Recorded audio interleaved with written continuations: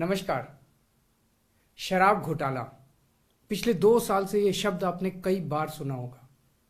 2 साल से बीजेपी की सारी एजेंसीज कई रेड मार चुकी हैं, कई लोगों को गिरफ्तार कर चुकी हैं, लेकिन अभी तक एक भी पैसे का हेरफेर कहीं नहीं मिला, कहीं से एक भी पैसा नहीं मिला।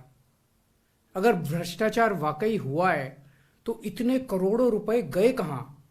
क्या सारा पैसा हवा में गायब हो गया? सच्चाई यह है कि किसी तरह का कोई भ्रष्टाचार हुआ ही नहीं। अगर होता तो पैसा भी मिलता। ऐसे फर्जी केस में आम आदमी पार्टी के कई नेताओं को इन्होंने अभी तक जेल में रखा हुआ है। किसी के भी खिलाफ कोई सबूत नहीं है, कुछ साबित नहीं हो रहा, खुलेआम गुंडागर्दी चल रही है, किसी को भी पकड़ के जेल में डाल दो। अब बीजेपी मुझे गिरफ्तार करना चाहती है। मेरी सबसे बड़ी संपत्ति, मेरी सबसे बड़ी ताकत मेरी ईमानदारी है। झूठे आरोप लगा के, फर्जी समन भेज के ये मुझे बदनाम करना चाहते हैं, मेरी ईमानदारी पे चोट करना चाहते हैं। इन्होंने मुझे समन भेजे हैं। मेरे वकीलों ने मुझे बताया कि ये समन गैर कानूनी है। क्यों गैर कानूनी है? ये मैंने इनको विस्तार से लिख के भेजा है। मैंने बताया है कि उनके समन कैसे गैर कानूनी है, लेकिन उन्होंने मेरी एक भी बात का जवाब नहीं दिया। इसका मतलब उनके पास मेरी बातों का जवाब नहीं है। इसका मतलब वे भी मानते हैं कि उनका नोटिस गैर कानूनी है। क्या मुझे एक गैर कानूनी समन का पालन करना चाहिए? अगर कानूनी रूप से सही समन आएगा तो मैं पूरा सहयोग करूंगा। बीजेपी का मकसद जांच करना तो है ही नहीं। इनका मकसद तो लोकसभा चुनाव में मुझे प्रचार करने से रोकना है। ठीक लोकसभा चुनाव के पहले इन्होंने मुझे समन भेजा है। क्यों? इस जांच को चलते 2 साल हो गए। अभी ठीक लोकसभा चुनाव के पहले मुझे क्यों बुलाया जा रहा है? पहले क्यों नहीं बुलाया? सीबीआई ने मेरे को 8 महीने पहले बुलाया था। मैं सीबीआई में गया था, उनके सारे जवाब भी दिए थे। लेकिन अब ये लोग ठीक लोकसभा चुनाव के 2 महीने पहले मुझे बुला रहे हैं।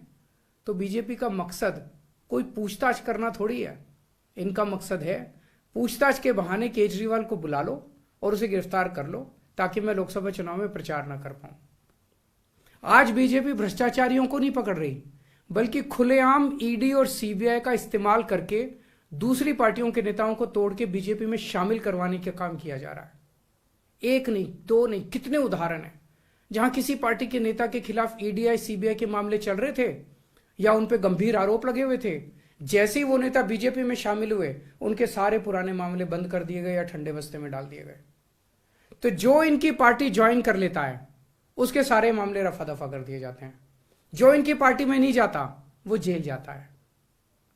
आज मनीष सिसोदिया, संजय सिंह और विजय नायर इसलिए जेल में नहीं है कि उन्होंने भ्रष्टाचार किया है, वो इसलिए जेल में है क्योंकि उन्होंने बीजेपी में शामिल होने से इंकार कर दिया है। आज हम बीजेपी का मुकाबला क्यों कर पा रहे हैं? क्योंकि हमने कोई भ्रष्टाचार नहीं किया। अगर हमने जरा सा भी गलत काम किया होता तो दूसरे भ्रष्टाचारी नेताओं की तरह आज भी हम बीजेपी में शामिल हो चुके तो होते आज तक। इस तरह देश के ईमानदार नेताओं को जेल में डाल के और भ्रष्टाचारियों को अपनी पार्टी में शामिल करवा के ऐसे तो देश आगे नहीं बढ़ सकता। ये क्या चल रहा है? ये जो कुछ भी चल रहा है बहुत खतरनाक है। ये हमारे जनतंत्र के लिए बहुत गलत है। इसे रोकना होगा।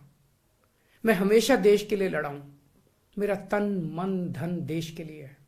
मेरी एक एक सांस देश के लिए है। मेरी खून की एक एक बूंद देश के लिए है।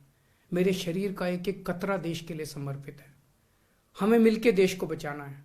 मैं पूरी जी जान से इनके खिलाफ लड़ रहा हूं। आपका साथ चाहिए।